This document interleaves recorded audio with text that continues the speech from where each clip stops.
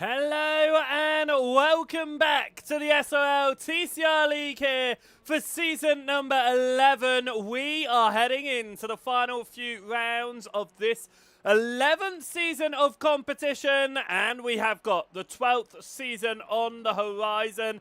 A reminder to you out there to go and get yourself signed up if you haven't done so already. The season will be kicking off the week after the end of season number 11. No pre-season events this time. We will be jumping straight down in to racing action. So make sure that you do get yourself signed up and you are ready for the next season of competition. Here though at SRL TV and Joseph Wright Broadcasting, we welcome you to round number 8 from Thruxton, the fastest circuit in the UK. 12 corners. Most of those are going to be done at full to near full throttle. It is going to be absolutely great racing action, wheel-to-wheel action, no doubt. Home of amazing racing here around Thruxton, as many of the circuits around the UK are built on a former air base. It is still used as a runway with an active runway in the middle of the racing circuit.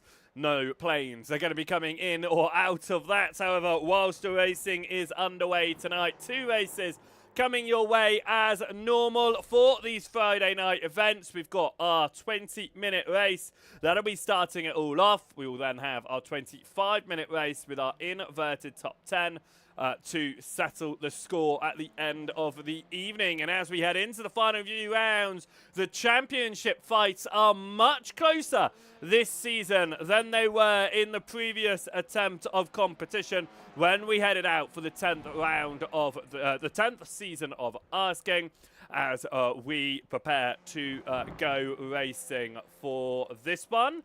And yes, we get down then. So, as I say, 8th round of the season. It has been a great season of competition so far, heading across a variety of circuits. We've headed to a number of circuits based in the UK throughout this season, kicking off back at Donington Park, of course. We head to Silverstone National for round number 4. Snetterton just a week ago, and now we head out for Thruxton, but we head stateside in a week's time for the penultimate round of the season. Mid-Ohio on June 5th for round number 9. And then Zandvoort, round number 10, will be our final round of competition in 2 weeks' time. It is going to be a fantastic way to end this season. And as I say, the championship fights are oh so close. So let's get into those and talk through each of our championship standings as we go into the 8th round of competition. 7 weeks have been completed. Drop rounds being applied have made this very, very tight indeed. But before we get going, it's important to note in the Pro-Am Championship that there has been quite a significant penalty in the championship going the way of Thomas Coombe out of last week. A Tier 2 penalty for his collision. It is deducted 5 championship points off of him, and that has had a significant impact on the championship. We will start with your Pro-Am field, and you can see the impact straight away of those 5 championship points. Price and Coombe are now level on 413 points apiece, although Coombe does lead on countback. We just can't get the countback on our overlay standings here, but he does lead on countback on that one. So Thomas Coombe still leading the Pro-Am Championship, but due to that penalty, which we just discussed there, he's lost 5 championship points, and that is what has pulled Price level with him. 413 points for each of them. It is then just a skip back towards Lucas Henschel. Don't discount him from the championship with 3 rounds to go. He is sitting with 379 points. Paul Hurley then is behind in 4th position ahead of Vigard Olsen Leah, who himself has a bit of a gap over Josh Taylor. And then another jump down towards Chris London. Marcus Gesdow holds on to 8th position in the championship before we get to Stuart Gibbons. And Dammy Herber rounds out the top 10 in the Pro-Am Championship. It is then Alan McCain at the back. And we've not seen Ben Gibbons getting out onto the track for this season. That is your Pro-Am Championship then. As I say, it's tied, a level, very, very close there and significantly impacted by those championship penalty points going the way of Thomas Kuhn. Before we get across to our amateur field, good evening to all of you who are watching out there, whether it's joining in for the first time, returning for the 8th round of the season, or whether it is a driver and you've decided to come along and watch, then good evening to you over on the YouTubes. We've got Matt Pierce out there saying good evening for tonight. He is the fastest of our amateurs out there right now and leading your amateur championship. We say hello to Peter Van Gool of the semi-pro class as well over on the YouTube. So we'll have a look at the semi-pro class in just a moment. We'll start with the amateur field though and start with Matt Pierce himself.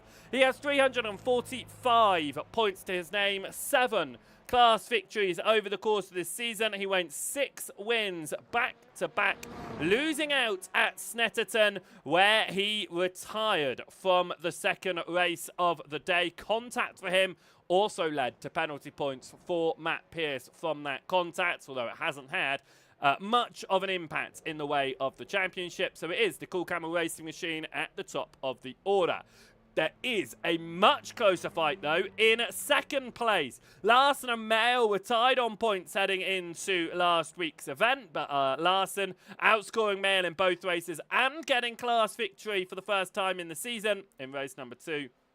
Following Pierce's demise means that he is 5 points clear of Mail going into this one. Chris Evans is sitting 4th position in that championship right now. And then it is Pahavard Hafstad in 5th position.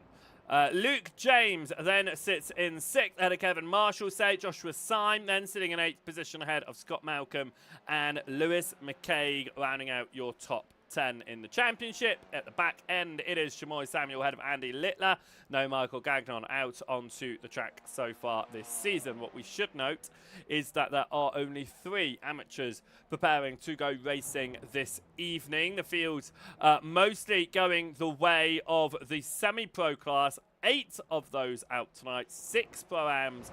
There are 4 pros and 3 amateurs, so it is very much a semi-pro pro-am field of drivers tonight. But what that does mean is if something happens to Matt Pierce, well, then Turbo Mail and Christian Larson are going to look to benefit, but more in that fact of there is the fight going on for second in the championship between Mail and Larson, so we've got to keep an eye out for them in that amateur field.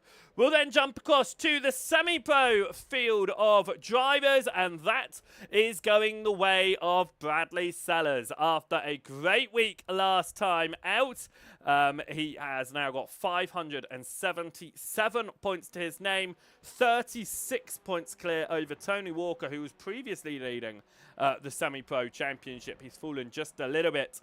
Demis Titchler holds on to 3rd right now ahead of his teammate Ronald de Jong. It's then another jump back all the way down to Daniel Lewis and Carl Hardy. And then it's JB DeJay in 7th. Fraser Garrity sits in 8th position ahead of his teammate Craig Walters. It is Deck Crowther rounding out the top 10 in your semi-pro field at the moment. Outside your top 10, you have Simon Muldercleave, ahead of Peter Van Gool and Marco Mikalainen. Now, just saying how tight this championship is in terms of you need to be consistently running really, really fast out there. Peter Van Gool, who we say hello to over on the YouTube, he took his first class victory last season, race number 1 at Snetterton, ended up inside a top 10 in race number 1, had a really good result there, but he's still finding himself at the bottom end of this semi-pro championship purely because of how difficult this field of cars are, that you do have your semi-pros competing with your pros most weeks, and therefore to be in that semi-pro class it is the step up from Pro-Ams, of course. It's a step below pros, but you do have to take that fight to the pros each week to really be at the top of the order here. And Peter van Gool, he found his pace last week. He'll be hoping to continue through that pace here today. We'll have to see what Van Gool is able to do. Mikalainen, as I say, in 13th. We're yet to see Stephen Fry out there this evening, this season, I should say. And finally, we'll head across to our final championship of the day, the Pro Championship. And this is how it looks going into the 8th round of the season.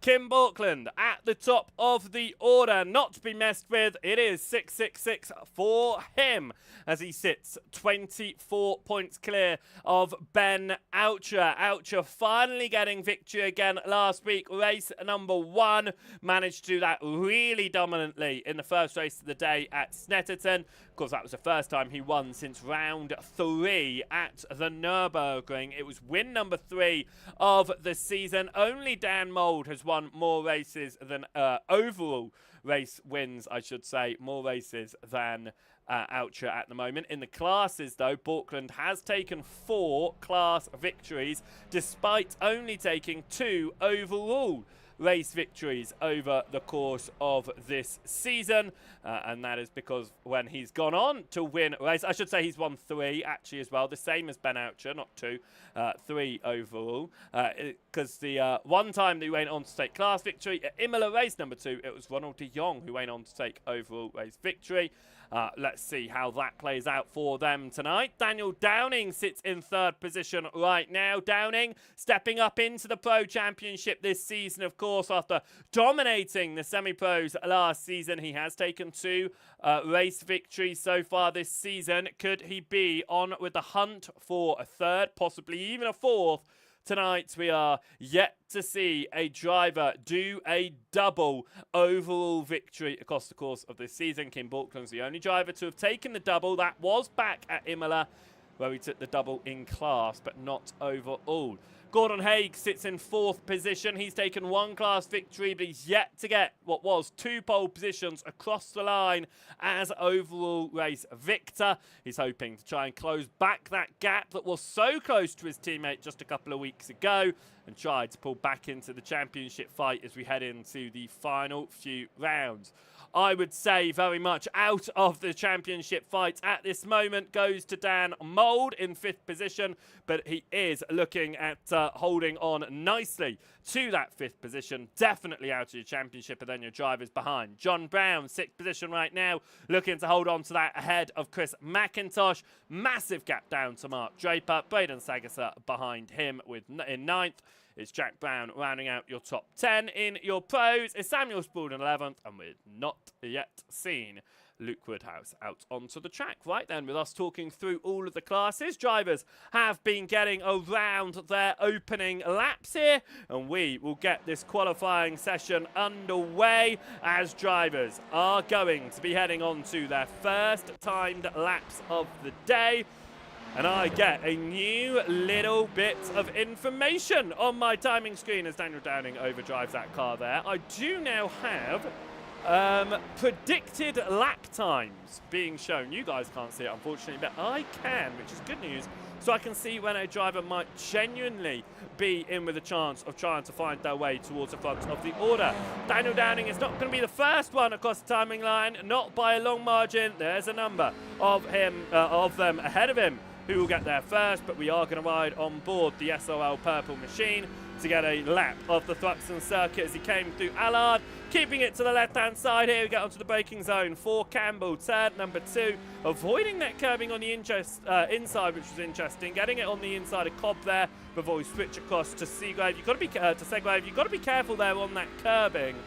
Because if you get it just at a slightly wrong angle, you get a bit too much of it, it'll send you off through Segrave. Coming through Noble now, turn number 5, pushing it up towards Goodwood. The entry here is really important to get the maximum speed that you possibly can on the exit of 6 into 7 of Village, and then up to one of my most favourite corners on the circuit, Church. Get it across to curbing on the inside, push it all the way to the outside. There is no doubt we will see cars visiting the grass on the outside of Church through this evening. out through Brooklands and into Woodham Hill now. Onto the brakes for the final chicane of Club. Turn number 10, you can maximise 11 there, get as tight as you can to the inside. As long as you've got 2 wheels on the curbing, you're going to keep your lap time valid. Daniel Downing, though, comes to a stop before getting a lap time onto the board for him, so he might have picked up. It was certainly earlier than that. It looked like he picked up a slowdown. He cut that corner just a little bit too much from Downing. He picked up a slowdown. Chris London here running around in the 665 machine, the fastest of your Pro-Ams at the moment, heading out in the Audi. He is running under the Blitz Boys Motorsport banner. We see him with a JC Cooley, J Cooley Academy machine, which is something that we saw the Academy team quite a lot last season. I think we saw 3 Academy teams last season. It's dropped down to just the 1 this season, but London, obviously some affiliation there. He is running still under that Blitz Boys Motorsport banner as far as we are aware here over on the broadcast, but he will come up towards the end of the lap. Again, so easy to push yourself over the track limits there, and that's exactly what London did through Church. He just extended a little bit too much. Gordon Haig is the fastest of everyone as it stands. For Haig, he's taken 2 pole positions so far this season. Both times he's gone on to take pole position. He hasn't even taken class victory. The only time we've seen Haig take class victory was at Silverstone, race number 2. He missed out on overall victory to Bradley Sellers of the semi-pros, of course. We head now into Goodwood. Haig is getting the tow here from Ben Oucher. That will be helping him significantly, especially along the back straight here. But of course, if he's getting held up by the Elantra into any of the braking zones, that could cost him time. Oucher, you can see, is matching his time pretty well on the left-hand side. He's going to back out, and it looks like these two are going to be working together. Haig comes into the final chicane, Oucher behind, and it certainly does look like these two are working together. No team affiliation between them, of course. Haig running under the Sim Racing Norway banner. Ben Oucher, no official team banner this season, but affiliated with the Full Tilt machine, of course. But he goes into third, well, he drops down a third fastest as Haig found a significant amount of time on that lap. But this time, Oucher is going to get the tow. So Haig, who's finding himself 0.3 of a second up the road at the moment with a 13.999, might be matched by Oucher in a moment. Daniel Downing goes second fastest in your pros. It is third fastest overall, and as always, we like to get our widgets showing the overall instead of the class positions. I still hate that it defaults to that. And we head around watching these leading pro drivers. Ben Oucher has fallen down to 6th position right now in the overall positioning. However, he has got the tow from Haig this time. Haig doesn't back out and get out the way. Maybe Oucher's going to push for the 2. Extended the limits there, but it didn't look like he picked up a slowdown. He's going to go again. Was it an improvement for Oucher? No, it was an invalid lap for Oucher. He did pick up a slowdown in that chicane. Kim Borkland goes second fastest. We talked about Van Gool taking class victory last week. Well, he's just joined his teammate on the front of the order for your semi-pros. Carl Hardy, the fastest of your semi-pros, and Peter Van Gool, your second fastest. The Result Clothing team here looking mighty quick right now, but Daniel Downing finds his way up the order now. We're waiting for Vigard, Olsen Lea and JB Deget to get points on the board. Olsen Leo has been in with the fight over in the Pro-Am field throughout the course of this season, stepping up after winning the amateur field last season, of course. He has fallen off in more recent races, not being able to attend does have that effect. He'll be hoping to try and get some good points on the board in that Pro-Am machine, but his first lap time onto the board is only good enough for 18th position right now ahead of Lucas Henschel. Good evening to everyone watching here tonight and joining in on the SRL TV and Joseph Light Broadcasting coverage, no matter where you are watching. Make sure you hit that subscribe button or that follow button so you're notified when we go live and you don't miss a single event. We head up towards the end of season number 11 with only 3 more weeks remaining, including tonight at Thruxton, but season number 12 will be kicking off in, what would it be now? 3 weeks' time. Yes, it'll be 3 weeks' time. We will be heading out for season number 12 for round number 1. No preseason events. Make sure that you are joining us for that one. And if you haven't done so already, get yourself signed up for the next season of competition. Good evening to those, everyone in chat though. John over on the Twitch as well. Good evening to you and welcome in. I hope you are having a wonderful Friday indeed. We get on to the brakes then as we head towards the end of the lap. Olsen Leah loses the rear end. Very uncomfortable there. The car started to bounce, and for Vigard Olsen Leah, he'll find himself the wrong way at the chicane. He's got the tyres in those good working temperature though that he doesn't want to go back to pit lane and get it all started again. So he'll do a very slow 8-point turn and get himself out of the chicane and up to the timing line here. Marko Mikalainen running around in Paul Hurley's team, pole position. 7th position overall, 4th fastest in your semi-pros, because Demis Titchler has now gone 2nd fastest in that semi-pro field of drivers. But look at the gap there between Carl Hardy and Ben Oucher. That is ridiculously small. I'm trying to figure it here, because Titchler and Van Gool officially have identical lap times, 14.349, which is close. They're only 18 thousandths off of Hardy. Then we've got Lewis. Now Titchler's gone a little bit faster. He's decided he doesn't want to be tied on Van Gool, but each of them are less than like half a tenth from the guy in front of them. Oucher's only 1,000th off of Daniel Lewis. It's crazy close out there. Good evening to Phil McDougall as well over on the YouTube, watching in from Donington in a tent.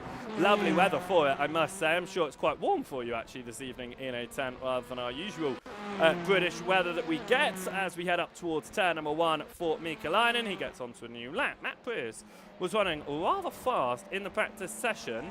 I wouldn't call him slow here. He's a second off. You know, that's still quite close in a lap time that's 1:13.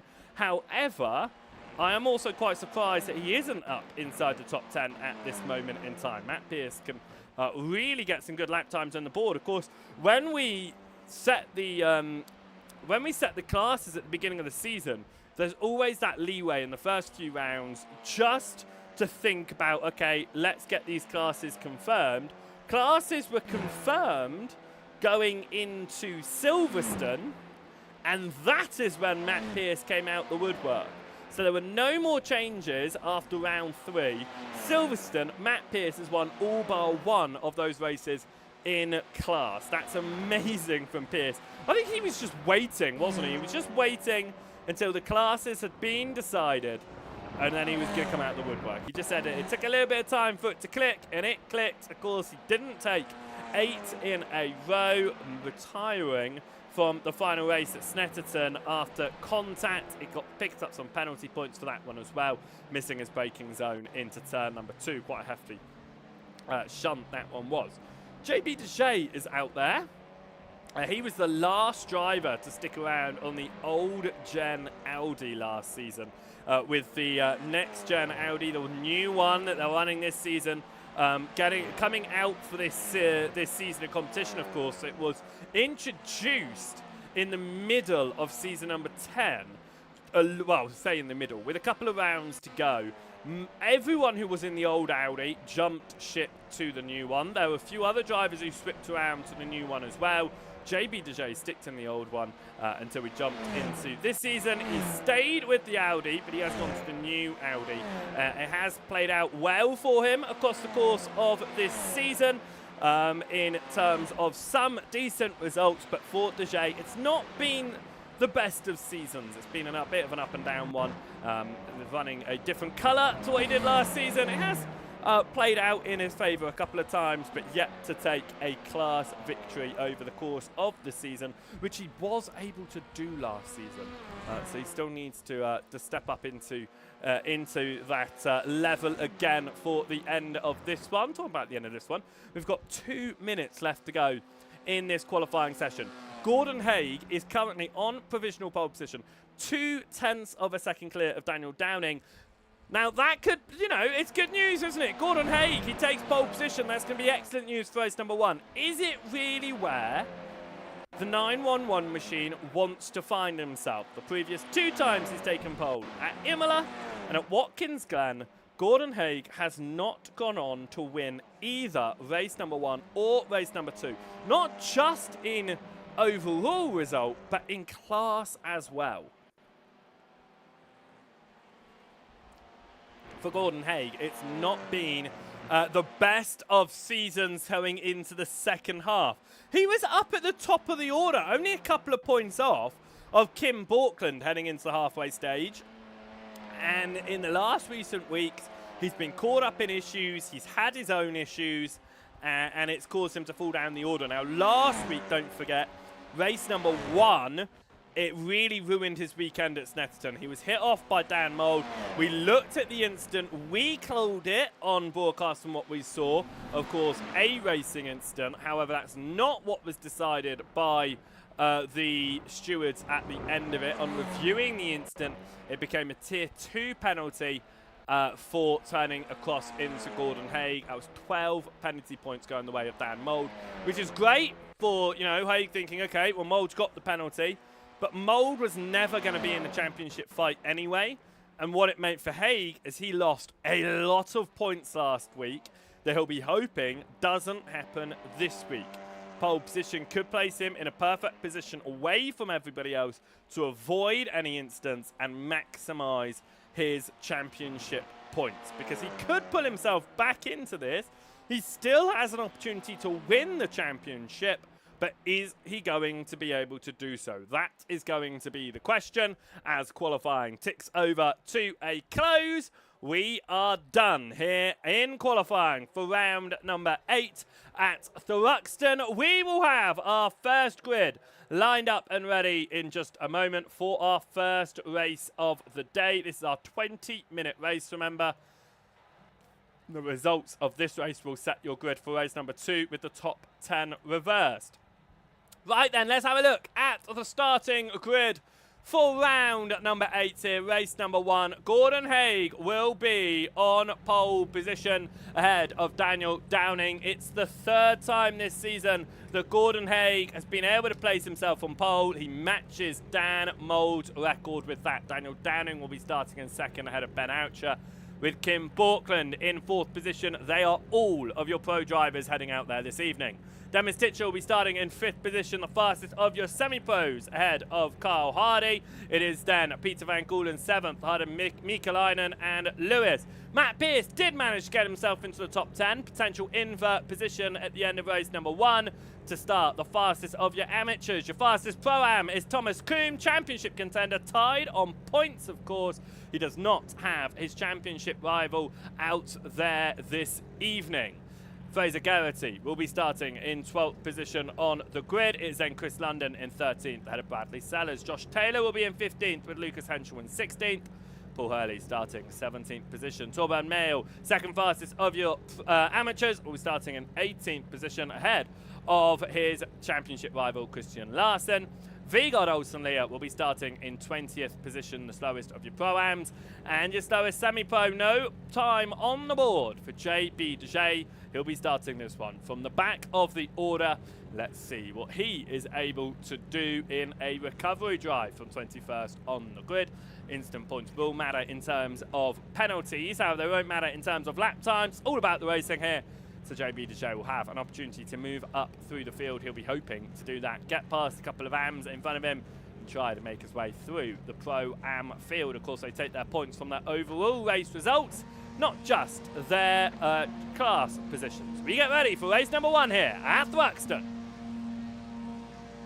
We are green and away for round number 8 as we head up towards turn number 1. There's contact already along the start-finish line. Issues in the background, more issues as cars find themselves into the wall at turn number 1. There's meatball flags already at the back end of this field. Fraser Garrity, Daniel Lewis find themselves involved with that one, and Lucas Henschel was the car, I believe, that ended up in the tyre barrier through turn number 1. That's got to be one of the roughest starts of the season here as Matt Pierce gets around the outside of Chris London as they come out of Sedgrave up through Noble. You can see the leading 3 drivers going through Goodwood out of the way. Ben Oucher has fallen on the line from inside that top 4 with your pro drivers to 8th position. He's fallen down the field of drivers right now. Carl Hardy to the inside of Demis Titular. They're looking to try and take 2nd in the semi-pro field because Peter Van Gool,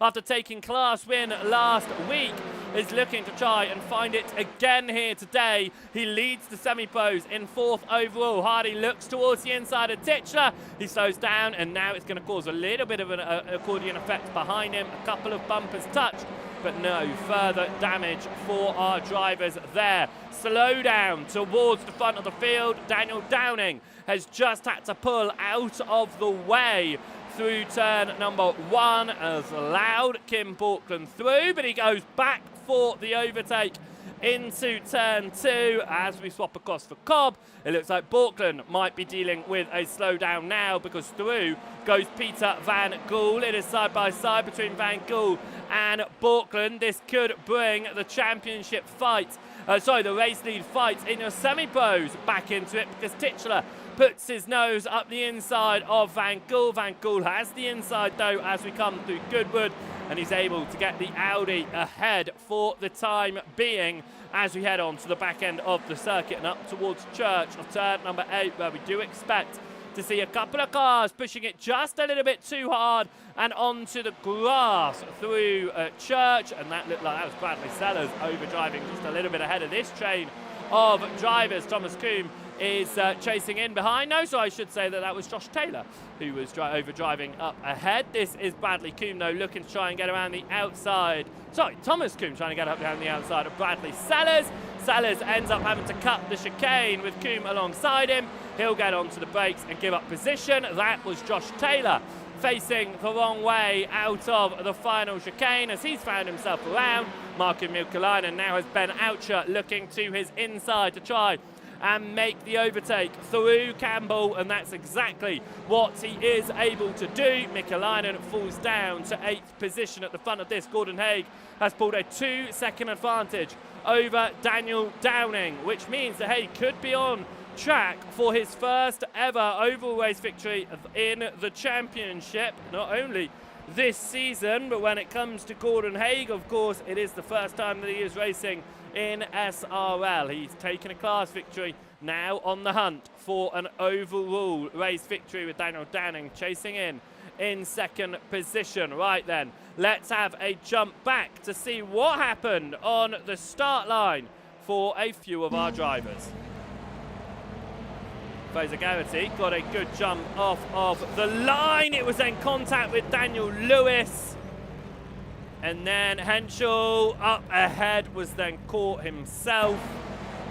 Let's go and have a look at what happened to Henschel. He was then caught as everyone was bunching up. There was a little bit of a nudge.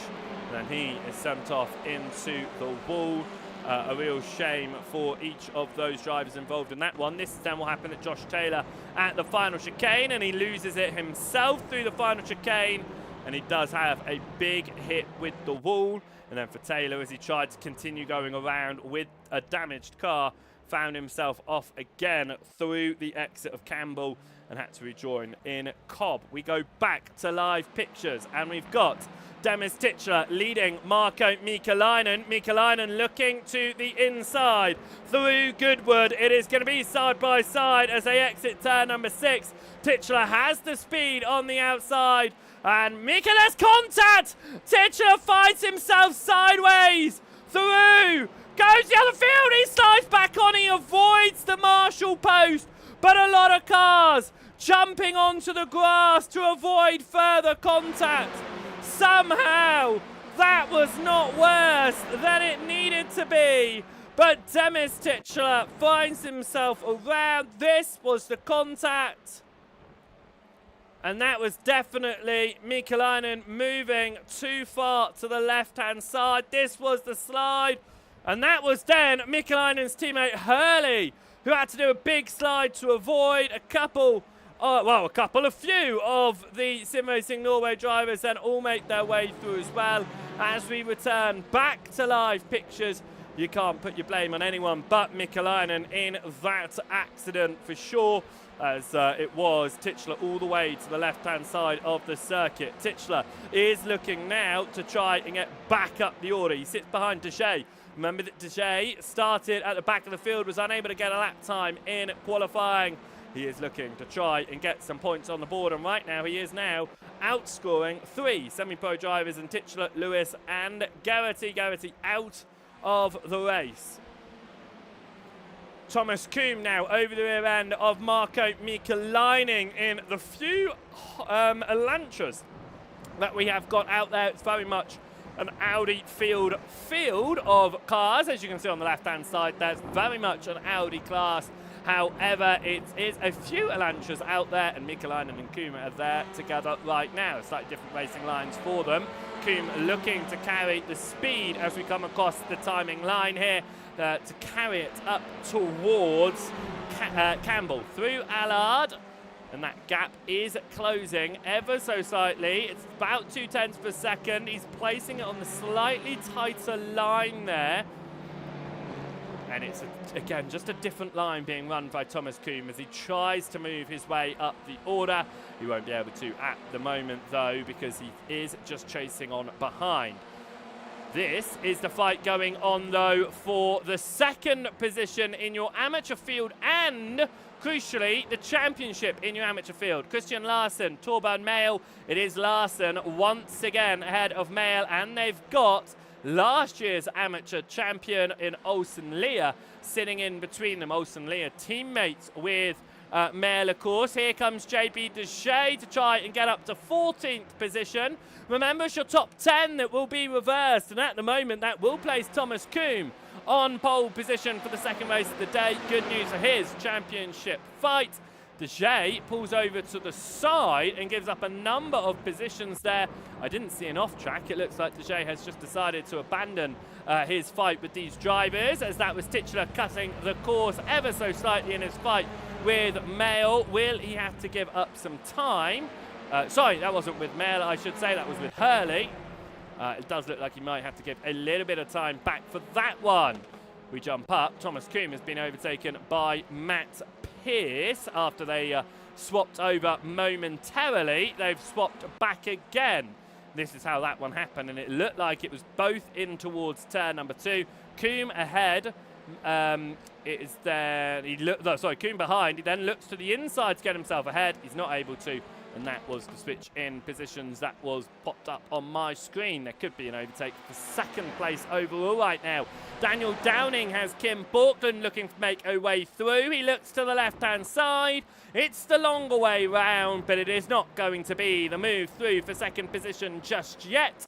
He will have to stay behind as they come on to what will be the 8th lap of asking here. We're almost halfway through this race, and with a lap time of about 1 minute 14 in these race sessions, we're looking at about 17 laps of asking. Torbjörn Mael now is directly behind championship rival sister team Christian Larsen, because Larsen has been overtaken by Vigard Olsen Leah. They have swapped around for 12th place, but that is not stopping the fight going on behind them. Paul Hurley has got Titchler all over his rear end. Hurley to the inside. I don't think he's trying to get to the inside of Mael. He's going defensive on Titchler, but it places him in an awkward line. Titchler tried to get around. A little bit of a nudge, though. That will absolutely kill Titchler's momentum. He has to back out. Borkland has the inside. Through Church. It is side by side for second in your overall race fight right now. Borkland still holds it to the right-hand side of the circuit through Woodham Hill and up towards Club. That inside line could be exactly where he wants to be. Downing breaks a bit earlier. He's looking for the speed on the exit. as they come up towards the timing line. Halfway through our time now on the left-hand side. Downing over the rear end of Borkland. Borkland has gone through. Titular has picked up a meatball flag in his fight going on behind. What has just happened? Because he's not crashed. There's no notification to say he's crashed. It looks like it might have been from that contact. It was from the contact that we saw with Paul Hurley. Demis Titular picked up a meatball flag. Which is a shame for him. He will have to come down pit lane to fix that one. Remember that he was up at the front of the fight until he was spun by Mikalainen. He is still taking the fight here to Hurley, and he's not come down pit lane. But with the amount of laps remaining in this race, Titular has to come down pit lane. And if he causes now an accident with meatball damage whilst he's chosen to stay out, there is no doubt it will not be seen kindly by the racing stewards. Yes, do you know what? If this was in the last couple of laps of asking, his car looks like it's driving relatively okay. So I would say stay out. However, he will get disqualified by the iRacing service if he stays out on this meatball flag for too long. So he has to come down pit lane to serve it anyway. But he's putting a fight to Hurley here. Hurley gets the inside. There's a nudge between the two. It's still side by side, and Titular just won't be able to pull across that time to come into pit lane. He is really hindering Paul Hurley at this stage in the race. And I don't know whether that's because he's picked up the meatball from Hurley or whether he just is taking the fight out there. Doesn't realise maybe that he needs to come in to sort out this meatball damage. But we do have to keep an eye on what is going on there. Up at the front of your semi-pro field, it is teammates fighting out for the lead. Peter Van Gool, I said it last week, like he's switched across to the Audi to try and get some better results. He abandoned the Honda. The last time we saw him in the Honda, he was upside down at turn number 1 at Mugello. And then he was P1 in class last week, running around in the top 5. Guess what? He's there again, this time joined by his teammate in Carl Hardy. They're looking to go for a 1-2 with the team. But Hardy, surely, he has taken one victory, so has Van Gool. Are they going to fight it for the win? They're 2 seconds clear of Oucher. They're, 7 seconds clear of third in class of Mikalainen. Are they going to take the fight to each other at the end of this one? Are they going to run around in formation flying? That is the question. Titular remains out on his meatball flag, and Hurley has now dropped down into the clutches of JB Dejay as they come up towards turn number 2, and they come through Campbell into Cobb here.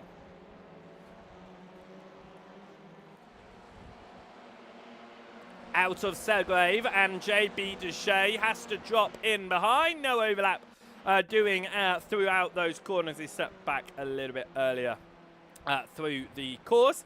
6 minutes left on the clock here as Gordon Haig continues to lead this race at the front of the order. Almost 4 seconds clear now of his teammate, his championship rival, the championship leader, Kim Borkland, running around in second position at the moment. Good news for Haig then, he'll be outscoring Borkland. Not good news for Oucher or Downing, who will not be outscoring the championship leader as it stands. They will not be getting the points that they want going into the final couple of weeks of asking. And remember, when we head to Zandvoort, that week cannot be dropped. What it does mean, we will probably see all of our, well, we will see all of our championship contenders get down on track there. What we will also see is, I think, a lot more cars getting out. With it not being a drop, that we'll see more cars getting out to try and maximise their points at the very end of the season. It will also be the final race before we go straight out for round number 1 of season 12. We come through Goodwood here and up towards Village in what I would call the fight for the semi-pro lead, but I'm more calling a procession at this point. Ben Oucher's half the gap to the Result Clothing team at the front. Are there going to be any overtaking attempts between the two teammates in the final 5 minutes? As it stands, it doesn't look like it. But Kyle Hardy did start second in class. Van Gool started third in class. So Hardy did start ahead. Can he get himself back ahead as we come across the timing line once more?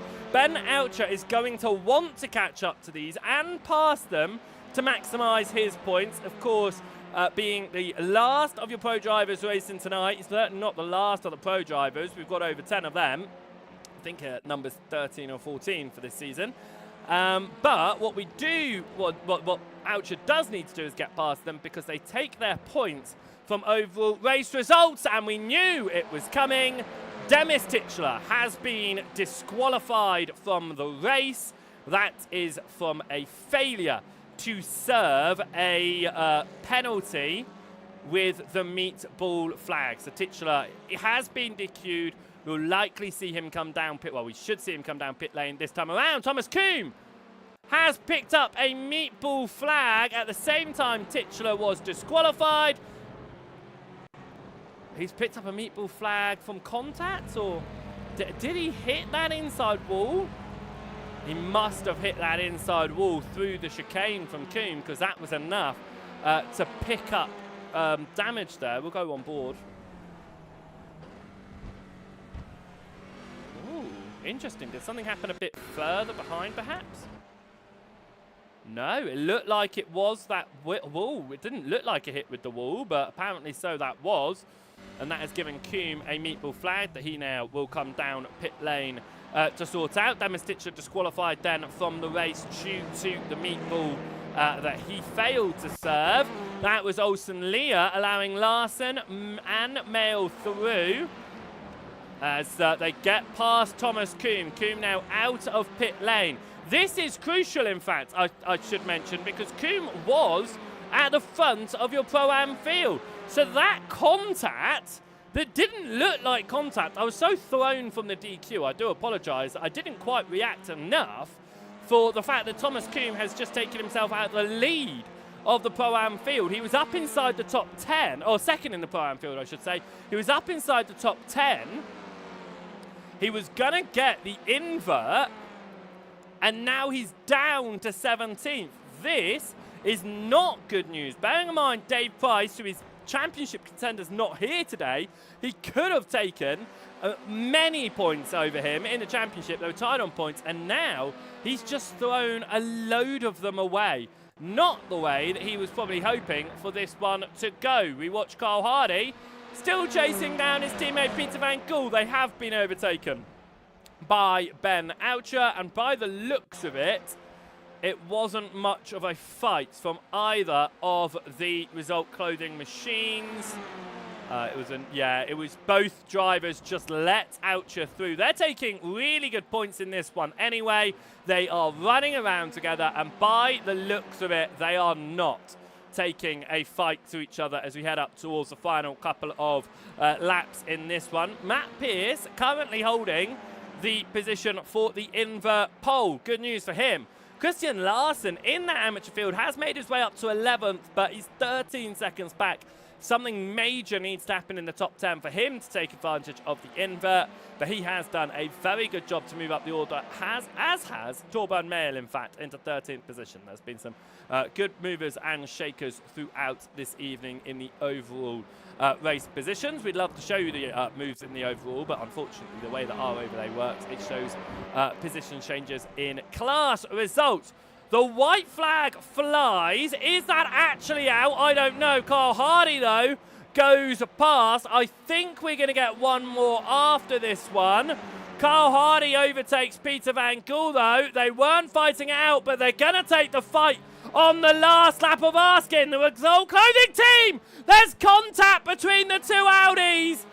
Hardy gets the overcut around the outside and moves into 5th position overall. It's the lead of the semi-pros. Peter Van Gool, who moved into class lead at the very start of the race, has been there the whole race long. His teammate has been chasing in behind. This is going to be the white flag with 10 seconds on the board, and Gordon Haig approaching club now. Gordon Haig, it's taken him until the 8th round of asking, the 15th race of the season, but he will take his first overall race victory, and he does it from pole position, and he will beat teammate Kim Borkland to the line. Daniel Downing taking the final podium position, and Carl Hardy. Was it a slowdown, or was he giving the win to Peter Van Gool?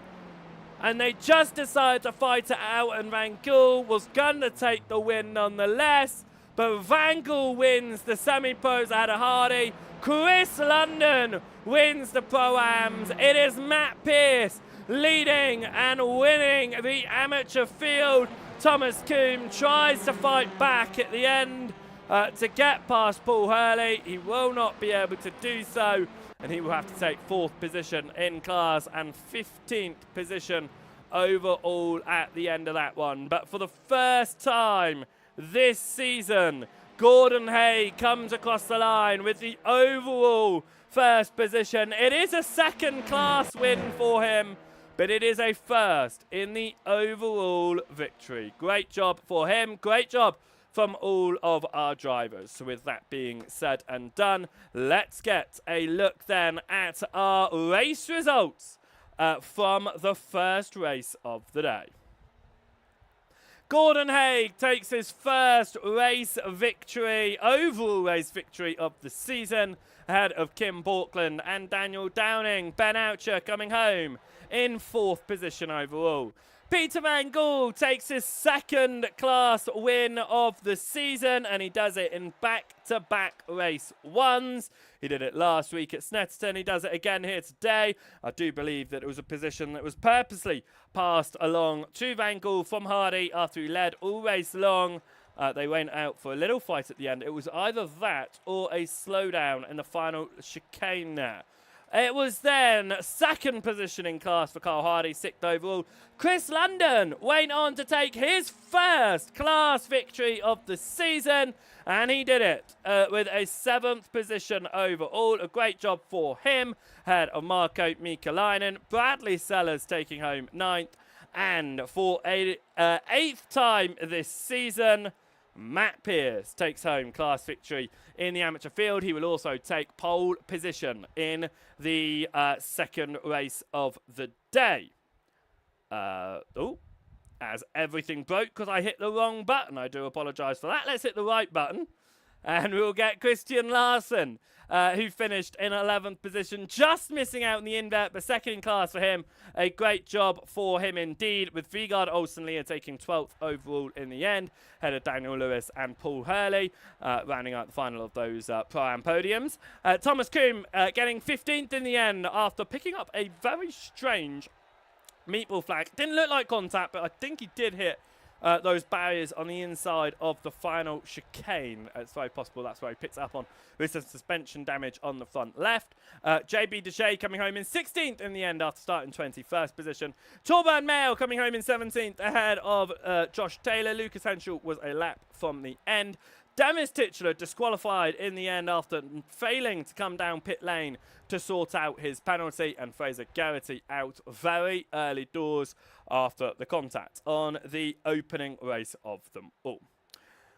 We prepare to go racing for the second race of the day, but before we do that, we are going to have a very quick word with one of our drivers, and we are going to opt for the man who stepped into victory lane in class for the first time this season. Chris, you managed to do it in the end to take home class victory. It was enough to take home 7th position overall, but yet class victory in the end. How do you feel about that? Absolutely amazing. I'm not sure if I can swear or not. Absolutely amazing.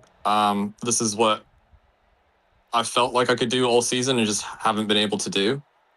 And it feels really nice to be able to actually do it, right? Like, me and Matt had a great battle, right? Sending it 3 wide into the chicane at the end, me, Matt, and Marco. It was lovely. It was a great time. And just, yeah, I kind of lucked into it a bit, though.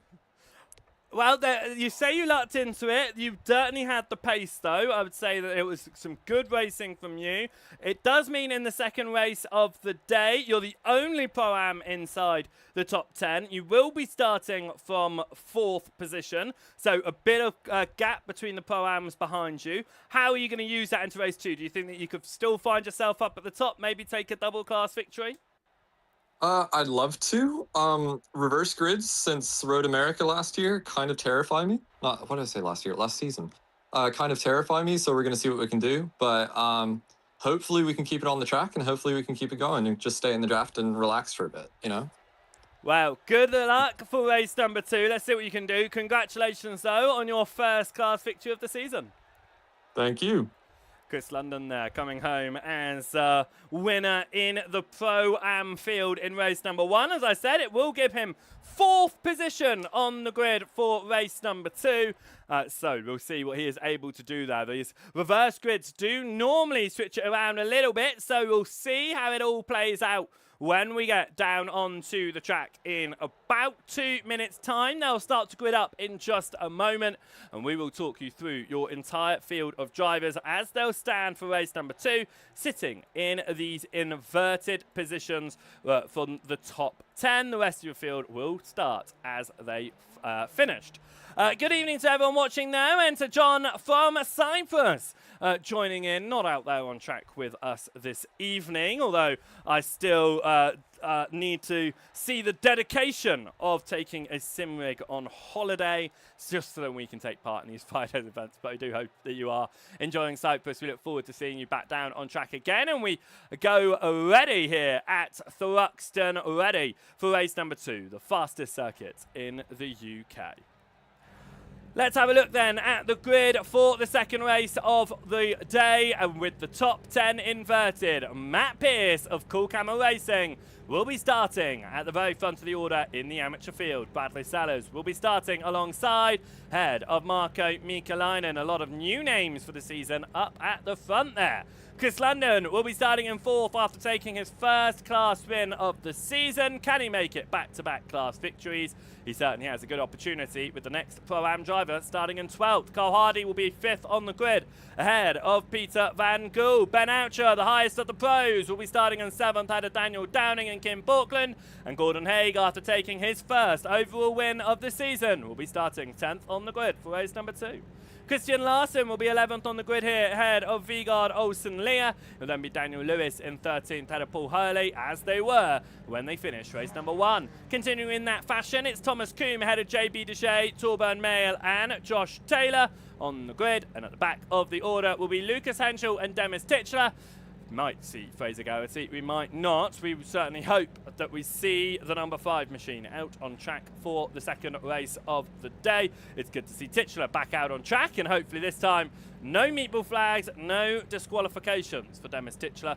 We're hoping to get the number 22 machine up the order in a recovery drive, following in the footsteps maybe of JB Deshay, who was able to work his way up to 16th in race number 1. Can he find his way any higher up the order in race number 2? You'll certainly be hoping so. Matt Pierce then will be at the very front of the order in his Cool Camel machine, ahead of Bradley Sellers, starting alongside, as I say, a couple of new names at the very front of the order here. Your top 3 spaces are new to SRL this season. We prepare to go racing for race number 2.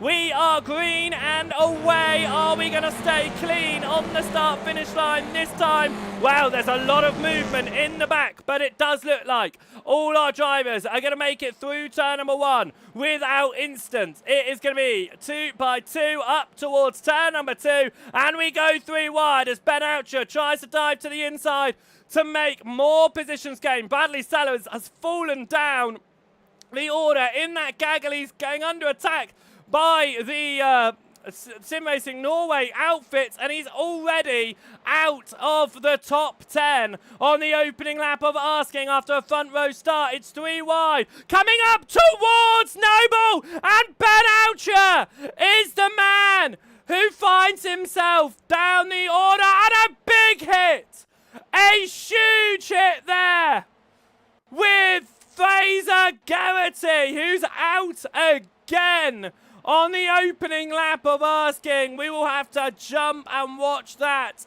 when it all calms down, but towards the front of the order, it is still going 2, sometimes even 3 wide as we head up towards Club, trying to sort themselves out on the opening lap of Asking. Vigard Olsen Leah finds his way into the top 10, but at the end of the first lap, it is Marko Mikalainen who leads the way clear of Carl Hardy. It is Matt Pearce running around in 3rd position. Started on pole, he's only dropped a couple of positions. Bradley Sellers, who dropped to outside the top 10. Of course, some big instance in front of him. He's back up to 8th position right now, but he has been overtaken by 3 of your 4 pro drivers, with Ben Oucher down pit lane in that pro field. Chris London gets past Matt Pearce, so does Downing and Borkland. Pearce falling significantly down the order as he goes down to 7th, potentially just backing out from the fight here, not trying to get himself in any instance. He's seen what has happened in the early stages of this race. Talking about the early stages of this race, that's not what I meant to press. This is what happened to Ben Oucher. It was contact there with Van Gool, and as he came back onto the track, absolutely no brakes at all there. And I don't know whether that was, that's wide on board here. Was it broken suspension that prevented the no brakes there? Potentially, as he came back on, this was the collection from Garrity. Bang. Massive hit. He was then collected by Mail. This was Mail's view of the incident. Big hit. Look how high Garrity goes. And then just again swings across the tracks, and another big massive collection there. That will definitely be reviewed by stewards. Not just the initial incident, but you've got to think about the following incident as well. Could it have been prevented there from the way of Ben Oucher? Was that possible? We couldn't see from the camera angles that we had whether the brakes were applied or not. But that is something that will be reviewed. And if brakes weren't applied, I am expecting quite a hefty penalty on the way of Oucher, but we have to wait and see. Back to live pictures then, and it was Paul Hurley dropping down behind Josh Taylor and JB Deshay, down to 13th position now, as he looks to re-attack Deshay up towards Club. As we come into the right-hander of turn number 10, it will swing the way of Hurley, but he backs in behind, going side by side so early in the race. Isn't going to end up too well for our drivers, as Kim Borkland gets past your leading Pro-Am driver. Chris London holds on to 5th. He is ahead of Vigard Olsen Leah, as that was Gordon Haig going sideways there. A little bit of a touch, it looked like, with Sellers. Sellers here potentially under attack from Matt Pearce now. But for Chris London, he's going to want to keep this gap to Vigard Olsen Leah, who's that trailing car behind this fight, so that he can look for win number 2 in class. Peter Van Gool is looking to try and go for a 3rd win in class. He's got a lot of work to do though right now. 4th in class with your leaders, Mikalainen and Hardy, at the very, very front of the order. As we now go side by side, London trying to hold on to Gordon Haig. And we come up towards the through turn number 8 of Church into Brooklands now, and up towards Club. Chris London trying to keep Gordon Haig, championship contender, at bay. Haig jumps to the inside though, and that was going to be London backing out just a little bit. And he gives up the position. He gives up 5th, but he is thinking about overall position. He's not, his class position as well. He's thinking about those points that he will be gaining. Take the fight, lose out potentially with issues. Daniel Lewis has issues into the final chicane. Missed the breaking point collection there with one of the pole position drivers. And a big off for Daniel Lewis. And it looked like, trying to figure out who it was that he came together with. It was Paul Hurley, of course, because the other pole position is leading. So it was Paul Hurley that he came together with and missing that braking zone. Contact with Hurley, he sends himself into the wall, and he will be joining Oucher and Garrity out of this race. Race number 2s have always been a bit of a mixed bag. We can sometimes have absolutely fantastic racing, and sometimes we can have an absolute wreckfest. And for some of our drivers out there, it is turning into a bit of a wreckfest of an evening. Race number 2 not going the way that they would have hoped for. JB Dejay started 21st in race number 1, worked his way up to 16th by the end of that one, started this one at 16th, up to 13th position right now. He was on the rear end of Thomas Titchler, but unable to find his way through at this stage of asking. Carl Hardy is on the rear end of Marko Mikalainen. They are leading, and in second position in this one they're being chased by Pro Championship contenders Daniel Downing and Kim Borkland.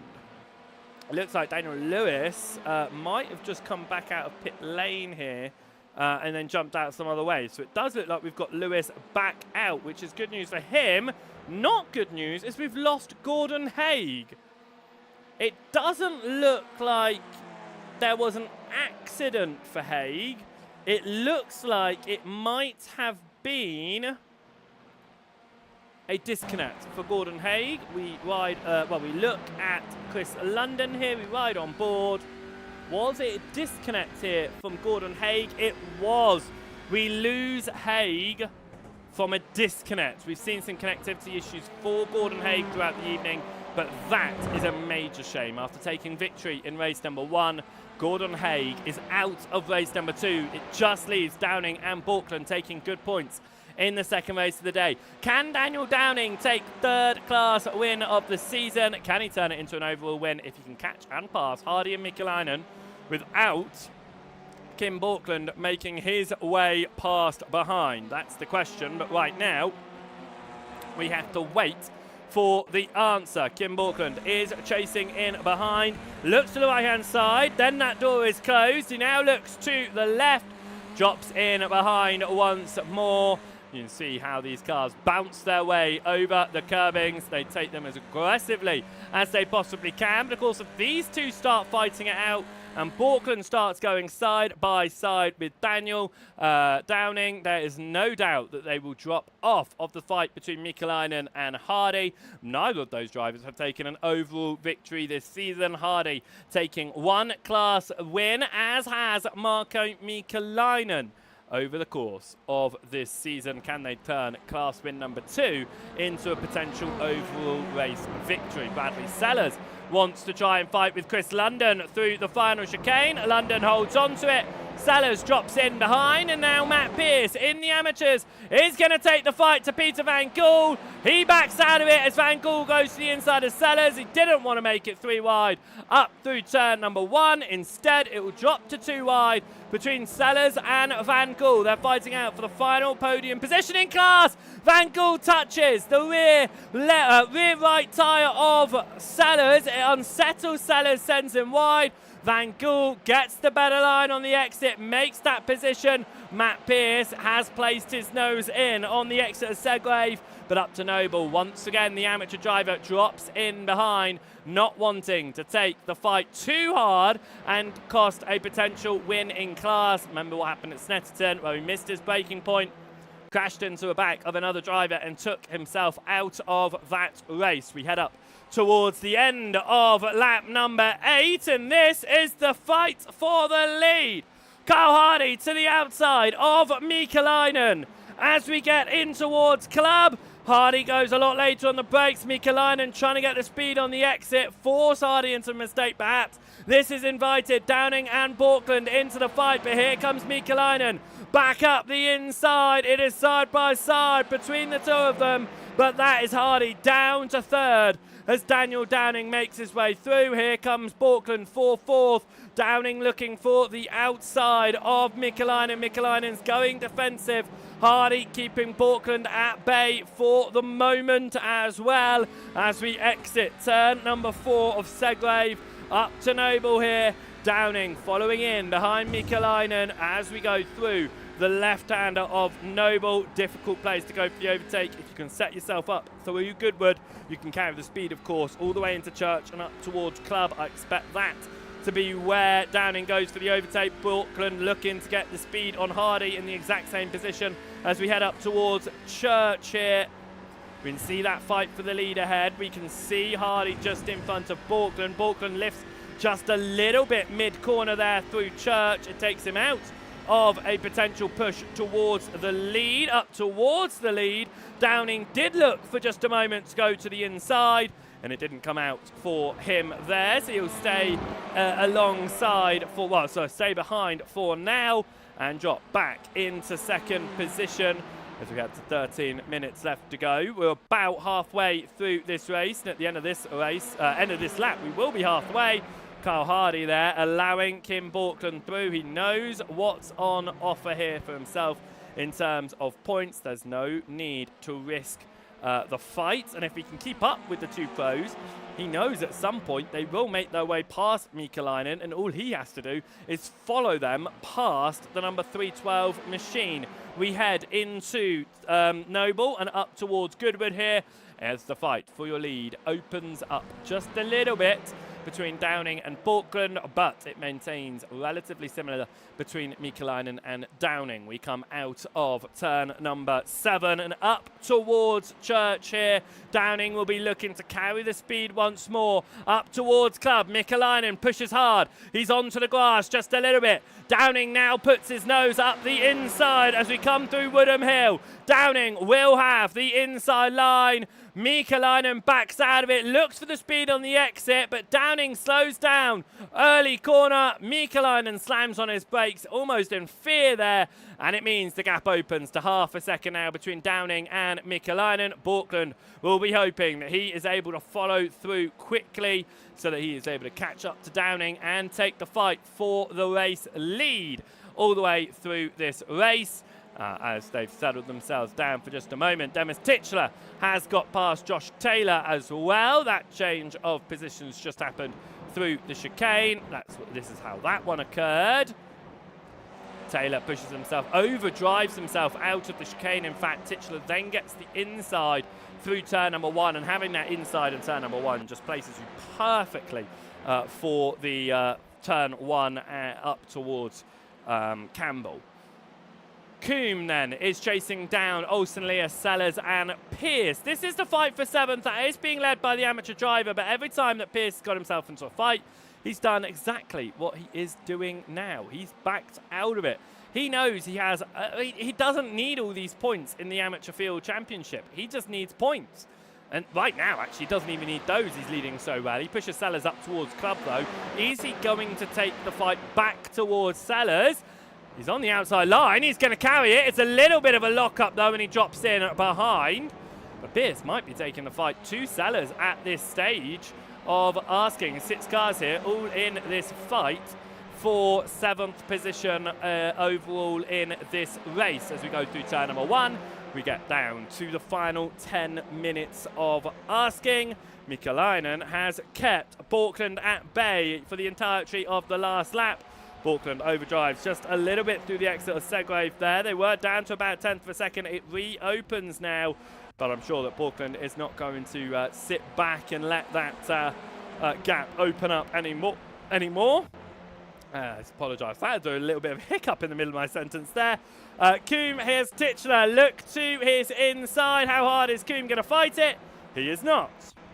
Once again, it looks like our class drivers now, especially the ones that are in championship contentions, aren't risking the accidents. They aren't fighting drivers that are not in their class. Yes, they are losing points. They are. But they're losing points to non-championship contenders. For Thomas Coombe, he's on to the podium in class right now. That is good. He finished 4th in the race 1. He's up to 3rd in race number 2. And after having to come down pit lane to fix a meatball, that's a pretty good evening at the end of the day for a driver that's had some issues. Kyle Hardy gets back past Kim Borkland. I think Borkland picked up a slowdown into the club chicane. So I believe he's just pulled over to the side and let Hardy through. That's exactly what has happened. Kim Borkland picked up a slowdown in the final chicane. Easy to do here at Thruxton. A fight going on once more. Vigard Olsen Leah has to go defensive on Demis Titular as he now looks towards the inside. Titular is coming on a massive resurgence drive. Remember, he got DQ'd from race 1, failure to serve the meatball flag. So not able to finish race number 1, getting disqualified from that one, will have no points on the board. However, he's recovering well, up to 10th right now, and looking to take the fight to Vigard Olsen Leah. I do apologise as well for just those few moments every now and again throughout the course of the evening as I have failed to say anything. I'm just having to drink quite a lot. It continues to be very high in the UK. Titular goes into the back of Olsen Leah. That's how he picked up a meatball in race 1. Will he be okay this time? It was square on the bonnet. He loses position to Thomas Kuhn, but I think his car is okay. This time of asking, he loses one position, but he can go back out in this one again. It was just a small momentary error there from Titular into the back end of Olsen Leah, which caused that issue. We'll have another look at this one. There it is, the hit onto the rear end. Expecting Leah maybe to just carry a little bit more speed at the end of that one. Phrasing Garrity over in the YouTube chat. No words for tonight. No, it's been a very hard evening for you, Garrity. Out in race number 1, contact on the line. Out in race number 2, contact through that corner of Goodwood. In the review of that second one, it was a bit of an interesting one to watch at. We made our comments and we'll wait to see what the stewards say at the end of that one, because it was a shame to see so many cars out on the opening lap. What I would say though, Garrity, is the airtime you got, I would say, here at Thruxton does have a airport in the centre. I would say that you've qualified for your pilot's licence, which I think is always a nice step at the end of the day. If you weren't able to get your points, at least you got the licence for flying a plane. Right, Vigard Olsen Leah gives up a couple of positions up towards turn number 1 from a slowdown. Easy to pick up out of that final chicane, of course. The fight at the front returns. Marko Mikalainen, Carl Hardy, they're no longer fighting for overall victory. That's looking like it's going to go the way of Daniel Downing. However, it is the fight going the way for second now. It is still the lead fight in your semi-pros. Hardy has got the inside of Mikalainen, who's run very wide out of Goodwood all the way up to Church. And Hardy was just able to carry more than enough speed to make that overtake. But now Mikalainen has got level into club. Going the long way round is going to be difficult. He backs out of it. He's looking to get the speed, and the same thing happens again. That's exactly what happened when Daniel Downing made the overtake. Marko Mikalainen looks to carry more speed on the exit and then gets too scared too easily and backs out of it way too much. He almost got run over by Borkland in that, but he could have just kept the throttle in. Instead, he slows right down because he's worried he's about to drive into the car in front of him, who's on a slightly slower line, and instead of taking advantage of that, he's backing out of it. And I wouldn't make a massive thing of it if it was just the once, but it's the second time it's happened, when Downing went through, and now when Hardy's gone through, and he's thrown away what I think is going to be race victory there. Yes, they've still got 5 more minutes, but Hardy has been faster. Apologies. Hardy has been faster than Mikalainen all the way through this evening. So the fact that now Hardy is through, the gap's already gaining and gaining and gaining, I think that back out where he could have carried the speed through might have just cost him victory in that semi-pro field. Talking about victory in classes, Thomas Kuhn is on a resurgence drive right now. He has made it up to second in the Pro-Am field. He's up to 8th position. He's getting pushed here by Pierce. Titular's there, though. It is 3 wide up towards Cub. It backs down into 2 wide, and then it goes single file. Kuhn ahead of Titular, ahead of Pierce. I only jumped back to these ones because I was going to make some comments about Kuhn, but he's now under attack from Demis Titular. Titular goes to the inside through Allard They remain side by side. Coombe not backing out of that one. He wants the speed, he wants the position, and he's going out to do it the long way round at Campbell to hold it through. It will switch over to his inside into Cobb, but as they come up towards Segrave, once again Titchler will have the inside, and that time Titchler can get the position and the overlap completed. More than enough to get up to 8th. I was going to say, though, that Thomas Coombe is driving well out there. He was only 4 seconds behind Chris London. That's about 6 seconds now behind Chris London. But what that does mean is Chris London, after taking home his first class victory of the season in race 1, he is very much on an opportunity to take home a second class victory here. And he's only 3.5 minutes away from doing it. As we come up towards the timing line, it looks like we are going to be just 3 laps away from it. Kim Portland gets past Marko Mikalainen, a late move to the inside of Club. Very close between them there, but it is the sim race in Norway by Polyakemi, the championship leader driver, who makes his way up to 3rd. He has got a lot of work to do if he wants to get up towards Carl Hardy in this one, but it does look like Daniel Downing is on the way for 3rd win of the season. It'll be the first time that Downing has won since round 2. He won race 2 at Donington Park, the first round of the season. He won race 1 at Mugello, the second round of the season. So it'll be interesting to see if he can keep himself a second clear of Carl Hardy right now. That gap is closing on the last lap. In fact, Hardy was 0.3 of a second faster than Downing. Could there be a fight for the lead between the pro and the semi-pro by the end of this one? Various fights going out there right now, but we do have we are just jumping back and forward between it. Mikalainen was keeping on the back end of Borkland, has dropped off a little bit now as the lap has continued, and Lucas Henschel is on the rear end of JB Dejay now. This is for 12th position overall.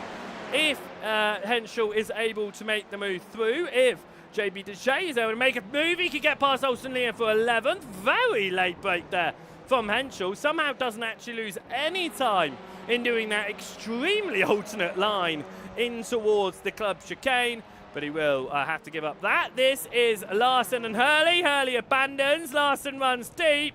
This could help out. I was about to say it could help out Torben Mail. It won't, because Mail is way too far back. Something has happened to Mail. I think he's come down pit lane. Yes, he was caught up in that opening lap accident, of course, so he has come down pit lane in this race. Larson gets past Paul Hurley. What we do have to say is that Gordon Haig has made his way back out on track after disconnecting earlier in the session, which was genuinely a connection failure for him. Almost like where we have real-world mechanical failures, that's the sim version of it. He has managed to get his car back out onto the track here. JB Dejay is looking to get past Olsen Lear here as they fight it out for 11th position. Through Church they go. Olsen Lear will drive it too hard on the exit. Dejay will move to the right-hand side of the circuit. It'll be inside up towards Club. Matt Pearce and Demis Titchler fighting up ahead as well. Titchler gets past Pearce. Dejay drops in behind Olsen Lear, but the white flag is out. And it looks like the leading orders are going to stay the way that they are. And for the second time this season, Hardy is looking to take class victory, as is Chris London, which would be absolutely fantastic after taking his first class victory of the season in race 1. He's looking to do the double. Olsen Lear breaks too late into Campbell. He drives off the circuit. He pushes, and he pushes. JB Dejay, Olsen Lear trying to keep Dejay at bay behind. You cannot blame that on Dejay at all. Olsen Lear ran off the circuit, came back on the circuit and tried to shove Dejay off. I put that contact on Olsen Lear, and fortunately for Dejay, it is Olsen Lear that is the one that falls foul of that one. Henschel finds his way through as well, but for the third time this season, for the first time since round number 2, Daniel Downing is victor here at round 8, and Carl Hardy wins the semi-pro field. Contact through the final chicane. Changes in position overall. Van Gool and London look like they came together at the end there. We'll have to have a look as Matt Pearce crosses the line to take home 10th again in race number 2 and victory in the amateur field. What happened through the final chicane? This is Van Gool and Pearce, I believe. No, it wasn't. That was Van Gool. No, that was Van... Yes. Who was that? No, sorry, that was Van Gool and London, wasn't it? Yes, that was Van Gool and London. So what happened again? Let's have a look at this one. It was contact in the corner. They came through the corner. Van Gool is turning in. London's as... Oh, London over... He doesn't leave the room on the inside when he's side by side with another car. I mean, it's a tight chicane. You almost never go side by side through that anyway. But Bradley Sellers is a driver that went up 2 positions because of that final lap contact. Let's go have another look at the Vigard Olsen Lear issue on that final lap of asking, because it all started when he ran off the circuit. Look at this. It was contact with De Jay, though. I missed that. It was contact with De Jay that Olsen Lear then ran deep. Lear then was annoyed with that, stayed all the way to the right. I mean, De Jay had nowhere really to go, but it does look like he might have been turning left, trying to get across. So I think that was just both drivers. It was initial contact from De Jay. Olsen Lear didn't like that, so he tried to squeeze De Jay off, and it led to contact. I think that you can't self-police in series like this. You just, if there was that initial contact, he could have given up the position, yes, but there could have been penalty points going the way of De Jay. And he could have taken the fight a little bit further around the lap. You'd just have to think about those ones. However, that is how it comes to an end, and this is how it comes to an end in terms of the race results. Let's have a little bit look at these ones, because it was race victory for Daniel Downing. As I say, for the 3rd time this season, Daniel Downing has taken victory, but it's the first time since round number 2 that he's been able to cross the race line as victor.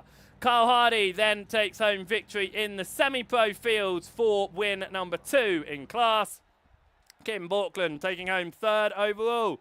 Marko Mikalainen takes home 4th overall, with Bradley Sellers rounding out your semi-pro podium.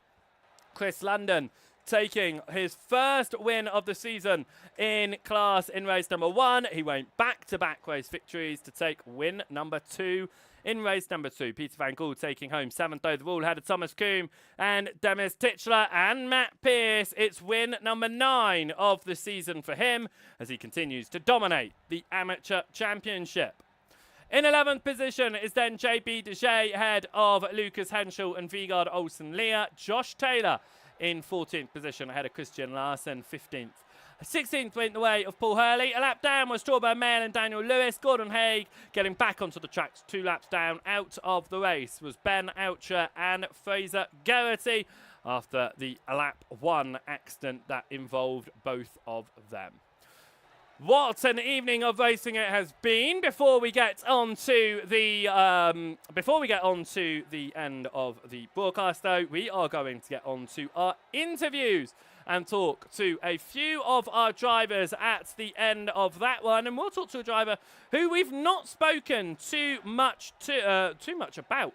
Sorry, not too much about. We haven't actually spoken to him very often over the course of the season. However, we will get out there and talk to Gordon Haig. Haig, who has taken victory in class 2 times this season. But for the first time this season, Gordon, you came home as victor in race number 1. It was a shame that it ended the way it did in race 2 with the disconnect. But talk us through that first race, because it was a great win for you. It just looked so dominant. Yeah, I've had a few pole positions, but never been able to actually win a heat, so was very happy today. I had a lot of dropouts also in the first heat, so I was a little bit worried, and suddenly everything just shut down, so I had to start the router again and try to connect just to get some points. So it wasn't too good for me, but more exciting for the the races that comes up now. I think we have 2 left. Is it? Yep, 2 more left to go. We head across to, I believe it's Mid-Ohio next week, and then we head to Zandvoort in the final week. So the championship is still there. It's getting, it's getting further and further apart. Your teammate, Kim, is doing a great job at getting those points on the board. Do you think that there's still a chance for you to try and take that fight with him, or are you going to be supporting him in the sort of final couple of rounds? Yeah, he's saying he can't do the last race anyway. So I think I don't think he can win if that's the fact. I don't know how about Daniel now. Is he far in front of me and Kim, or I don't know. I have to see what the points at. But of course, Daniel can have some bad moments also in the last 2 rounds. So I think we have to to do the races before we know when. It's very close. Indeed, it is. It's the one of the closest pro championships, the most amount of drivers that have been included in the pro championship since I stepped into the commentary booth a couple of seasons ago. So it's going to be interesting to see how it goes. I have to say though, Gordon, it's a shame to see you out of race number 2 with connectivity issues. However, race number 1, congratulations on a season first overall race victory. Thank you, and it's a good broadcast, so I have to give a shout out to you too. It's fun to look at the races afterwards. So I appreciate that, Gordon. Thank you so much again. Congratulations. We look forward to seeing how the championship turns out. Good luck. Yeah, bye-bye. Gordon Haig there, coming home as a victor in race number 1. Coming home 19th position in race number 2, but he did get back out on track after some connectivity issues. So it was nice to see him back out going around once more. And then we will end off our broadcast here. We're talking to a man that was fighting throughout the evening. Started the qualifying session without a lap time on the board. So starting 21st position in race number 1. Had to work your way up the order. Got 16th in race 1. Managed to make your way up to 11th in race number 2. But for JB Dejay, it was a good evening of fighting up the order. Ended with a little bit of contact in that final race, but you came home unscathed. Talk us through your evening. Hey, how are you doing, Joe? I'm doing fantastic. It's nice to have you back in the booth. Yeah, well, I got a home project and work and all that, so it's been a couple weeks since I've even been in the rig, so I didn't even qualify. I tried, but I kept getting off track, so I started in the back and figured I'll just try and not kill anybody, and like kind of fell off around me. I got tangled up with Torban on the last lap, which put me back a few spots. And got a good start in the second, and just kind of wanted to bide my time. And Vigard and I got caught up together, a white flag in the second race. So it could have been better, but I had fun, and that was what I wanted to do tonight. Well, it's great. It's always great fun seeing you racing out there. Of course, the championship has never been one that whenever I've talked to you, it's never been one that you've been focused on too much, especially when you're not able to get into the rig. It's about getting out there and having fun. We've got 2 more rounds left until we go into the next season of competition. Are we seeing you out there? We've got Mid-Ohio in a week. We've got Zandvoort in 2 weeks. Will we see you out there on track? I'm making plans too, so hopefully it will all work out and work doesn't get in the way. Well, we hope to see you out on track. Well done on your coverage drive up the order. Some decent results, and I say a nice end with a good evening of racing. So well done for you. We look forward to seeing what you can do again in the future. Thanks a bunch, Joe, and I'm looking forward to watching the broadcast. Thank you, JB Dejay there, coming home in 11th position in race number 1. Race number 2, it was 16th position in race number 1, and we do have to go back to him, don't we? After winning race number 1 in class, taking his first class victory. Hello? We talked to you after race number 1. Well, race number 2, you managed to do it. It was 6th position, 1 better than you did in race number 1, and it was a second class win on the board. And after taking 8 rounds to get your first one, you managed to take the double. Yeah, I know. I'm so excited about it. Like, I'm so hyped. I always tend to do well at fast tracks, right? Like medium speed to fast tracks, where you can just carry a lot of speed, especially using the track limits. But I'm just blown away. Yeah. Well, you showed some good racing out there. You definitely took the fight in the second race. We saw you giving up a couple of positions to the pro drivers, but once you had the semi-pros around you, you saw Coombe closing up. You certainly weren't taking it easy out there. You were taking the fight all the way to the end, and you came out on top. So we've got, I would say, different tracks coming up in the next couple of weeks. Some slower tracks, definitely, compared to Thruxton. Some more complex tracks. How do you feel like you're going to be able to approach those? So it depends. So the next track is obviously Zandvoort, right? And Zandvoort. No, Zandvoort's the final round. Oh, what's the next one then? It's not Zandvoort, is it? Mid-Ohio, if I'm remembering Oh, correctly. I like Mid-Ohio. I like Mid-Ohio. I just drove it for the first time a few days ago, and it's lovely. It's a great track. It's like if you take the roller coaster at VIR and you make it the whole track, it's just all balance and just like keeping the rotation and just keeping your minimum speed up. It's so good. It's so good. Well, so I'm guessing then that it might be another evening where we could see you potentially move your way towards the front of the Pro-Am field. It's been nice to see you up there. So you talked about Zandvoort then. How are you feeling about that one? That is going to be the final round. No drop week, of course. I have never driven. Well, I've driven Zandvoort a lot, right? I've driven it in P Cup. I've driven it in LMP3. It's a great track in both of those. I am. But just the way that I drive Zandvoort in those cars, I'm kind of worried about how it's going to drive in the TCR, right?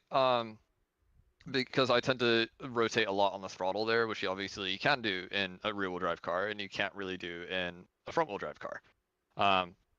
So I'm definitely going to be interested in to see how it feels. It was actually that track has a special place in my heart because it was the first track where I actually sort of like linked it all together. For the like in a race, it was like a month or so into iRacing, and I was in LMP3, and I was just like, oh, that's what racing's supposed to feel like. That's what turning on the brakes is. That's using your neutral space, etc. Right? And it's just I love that track, and I will enjoy it whether I come in plumb last or whether I come in first in class. So. Wow, it'll be interesting to see what you can do, but you've put on a great show this evening. Congratulations on not only your first class win of the season, but 2 class wins throughout the course of the evening. Great job, Chris. Well done on your racing. Thank you so much, Joe. Also, Chris, big shout out to Lucas. He's amazing. Definitely. Thank you so much, Lucas, putting on a great show as well, as always, in third position. A great job, though, from Chris over the course of the evening. And, of course, from all of our drivers out there, it has been a great evening of racing, as always here. We will be back out again for the penultimate round of asking in 1 week's time when we head across to Mid-Ohio for round number 9. The finale in 2 weeks' time kicks off at Zandvoort. Make sure you are joining us for that one. And don't forget, season number 12 will be kicking off straight away a week after. So if you haven't already done so, head across to the SRL Discord, which is in the link in the YouTube over on the SRL TV. It's also on the screen now on your QR code. Make sure you head across and get yourself joined. Right then, until next time, we hope you have a fantastic evening of racing and that you have a fantastic week ahead of you. Here from SRL TV and Joseph Wright Broadcasting, we thank you for watching. We will be back out for the penultimate round of competition in 1 week's time. Make sure you hit that subscribe button, that follow button, so you're notified when we go live and you don't miss a minute of it. Thank you so much for watching. We'll see you next time. Goodbye.